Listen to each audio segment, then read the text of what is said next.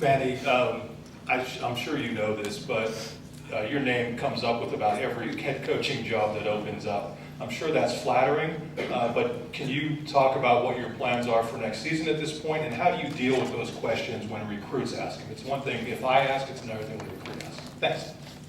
Well, this is just time of year, it's silly season. It's called silly season for a reason, because a lot of it is just noise, rumors, stuff that can be put out actually by other schools. The great thing I have is I've got a great job, and it would take an amazingly great job to leave a great job. And so you focus on what's real, you focus on whether that's, and this is not the first time through this, right? So this is kind of how you handle it, year in, year out. And in this profession, if you're doing a good job, they're saying you're leaving somewhere else. You're not doing a good job, they say they want you to leave to go somewhere else. It's just the nature of the business. So you manage to, like I said, keep real what's real and press on. Rich. Manny, I'd like to ask you about two linebackers. When you first saw Abdul Carter, did you expect the kind of season that he's had as a freshman? And secondly, can you assess and evaluate Don DeLuca and his progress this year? Thanks. Yeah, you can't. It's funny, I got, about this time last year, this might have been signing day last year. Signing day was a week earlier, a year ago. And one of the first things I did was watch all the incoming, commits, including Abdul. And, his production and his explosiveness, it jumped off the tape, the things that you saw this year. But you can't predict how a guy's going to come in and have the maturity to learn it. A, just mentally, but B, just the day-to-day and the intensity and the urgency it takes to really be a guy. There were signs in training camp. There was a week where, I think Curtis Jacobs was down for a couple days with a typical training camp type thing, and Abdul ran with the ones and didn't look out of place. And again, I don't mean physically, but in terms of being able to handle his job. And the biggest thing, I'm just proud of the way that he developed through the course of the year. I mean, certainly he made some flash plays early on, like at Auburn. But there's a difference between flashing and being a real guy down after down. And I think really the second half of the season, I thought he got better and better, helped us as a defense get better and better. The trick now is that, obsession with improvement can't stop, because he played well for a freshman. And that's, next year, playing well for a freshman will not be enough in year two, so that'll be his challenge. And this bowl will be a bridge to that, like it is for a lot of our guys. I think Don DeLuca is a guy that is, I think when you look at the entire season, he's one of those guys that can come off as an unsung hero. His role to this football team on special teams has been fantastic, and then what he does for us on defense. He's just a guy, we're very deep. Defensively, we're very deep. We're very deep at linebacker, and certainly when we started playing Curtis and Abdul together, getting guys like Dom on the field, Sutherland on the field. We have so many guys that can contribute. Dom just goes there and just makes plays, just makes things happen. He's tough, he's smart, he's got a nose for the football. Had a big breakup in the fourth down against Michigan State, goes in against Rutgers. I think his first play might have had a tackle for loss. The second play, he forces the fumble that Kobe runs back for a touchdown. So he's one of those guys that makes things happen. Proud of, we talked about it, I guess, after the season. If you look at what his role was in the 21 team, he sort of advanced the ball onto that, what he did in 22, and now that'll be his goal to find a way to craft a bigger role in the team going into 23. Corey. Kind of all related here. Do you want to be a head coach again? Do you think silly season is maybe over for you now this time through? It's December 16th already. And do you plan, is your expectation to be back here next year? Yeah, I don't think about those type of things when you mention, silly season. At this point, it's full speed ahead for 2023. First of all, for the Rose Bowl, right? In terms of ambition, yeah, I'd like to be a head coach again. I enjoyed it. I think there's some unfinished business with the way things happened a year ago, which I think it's kind of played out. But I think second time around, I think you're a little wiser in the opportunity. And I don't think you don't necessarily just let the opportunity choose you. I think you choose the opportunity a little bit differently. And so all of that, like I said, it's when you don't have a platform that you feel comfortable at where you're at, you may feel more desperate to just lunge for something. So that's where I'm very blessed that I've got a place where where I know we can play great defense for a long time, and that's a standard, and it gets you into the office every day to make sure that that as a staff and then as a unit that we uphold that standard.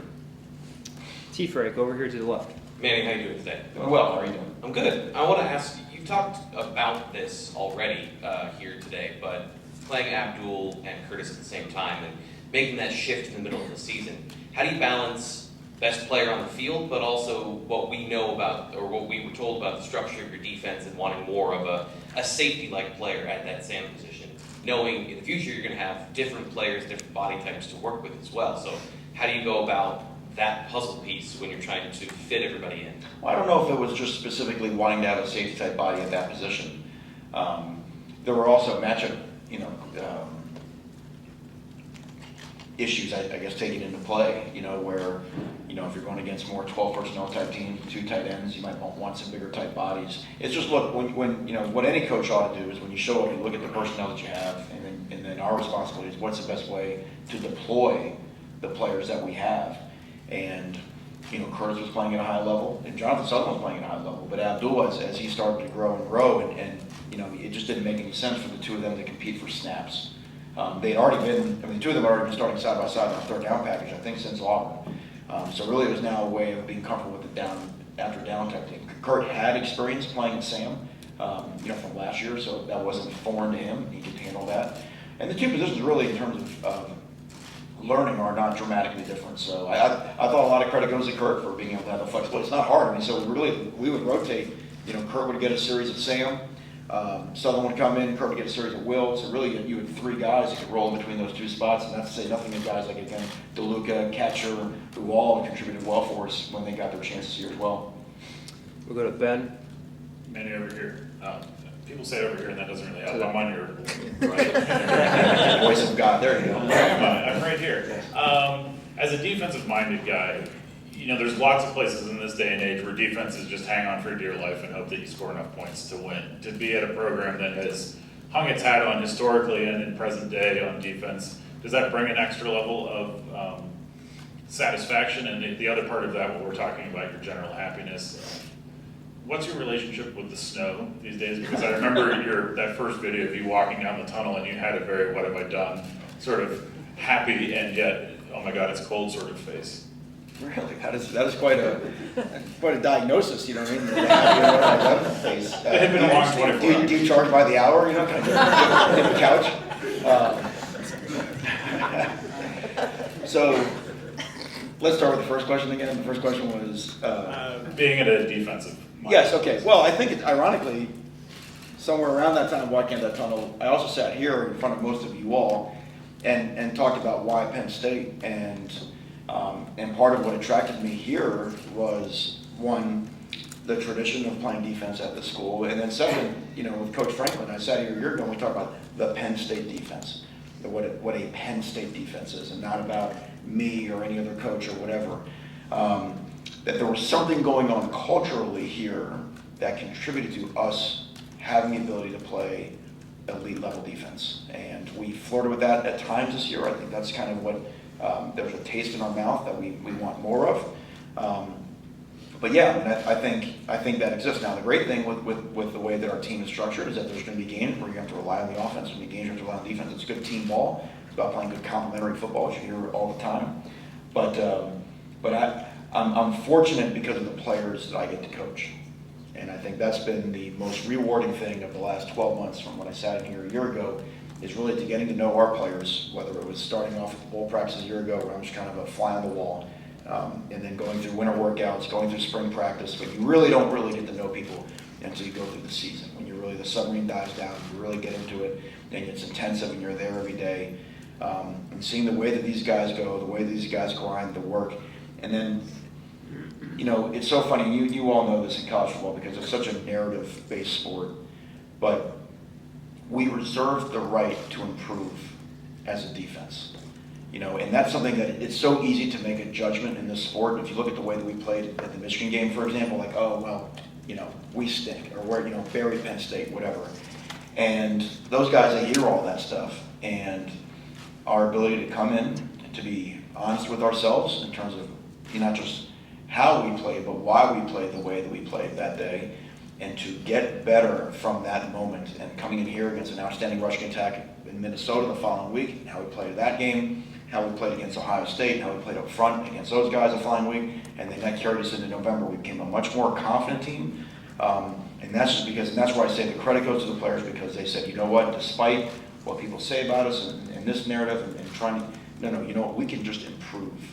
And now we need to, because Utah is as tough a football team as anybody we've played on our schedule this year, counting Michigan. And their belief in their ability to pound the football will be difficult to stop. I mean, I don't mean stopping the pounding the football, I mean stopping their belief. You can tell they're so confident in it because they've got 12 weeks of evidence, including what they did to Ohio State in the Rose Bowl a year ago, that they can put a hat on everybody and just kind of maul you up front. So a great challenge. The snow part, I'm enjoying that. You know what I mean? So it was a little fun, flying into town last night at about 12:30 at night, and cheers to the people who handle the roads around here to make sure that I didn't end up in a ditch. And that's just going to be our plan. As long as we stay out of a ditch, we're going to be okay. It's kind of on a ditch-by-ditch basis. So. Mike, go ahead. Manny, you mentioned Michigan and Ohio State. You have a unique position. You played 2 of the 4 teams in the playoffs. What does Penn State have to do to get in that position to be one of those 4 teams? Well, I think what our players understand right now is that, that's a great question, and it feels like a broad question, like there's these grandiose things that we have to do. And I don't think the players in our locker room see it that way. And I think, now as a little bit of time has gone through those games, I think we were learning, I think that's what teams are allowed to do. You hear coaches say this all the time, it doesn't mean it's not true, that losses can become lessons. And I think we learned a lot from both of those games. And even just talking to the players here, even though obviously I was not here last fall, I mean, if you look at Michigan, if you look at where Michigan was when they walked out of State College in 2021, 2 teams that were probably mirror images of each other. And then their belief, what happened here in beating Ohio State in Ann Arbor a year ago, and then how they've kicked on from that. Oftentimes that's just what it takes. It may just take a moment, where a thing happens in the course of the game that creates that belief. Belief is a very, very powerful thing. So I think our players see that. I don't think they feel the proverbial gap is quite as big, but it doesn't matter. We all started again 0-0 a year ago, and we know that we've got in our league, in our conference, which is a great thing about being in our league, is we've got a very, very high standard that we have to live up to, and that's got to be so. I mean, it goes into this bowl practice. I mean, that's what we're practicing tonight for that standard. I mean, we come back for winter workouts for that standard. I think our players want that. I think they're encouraged by that. All right, thank you very much, Manny. We will have players in about 1 minute here. Thank you. Thank you. Sorry. Guess that's all she wrote.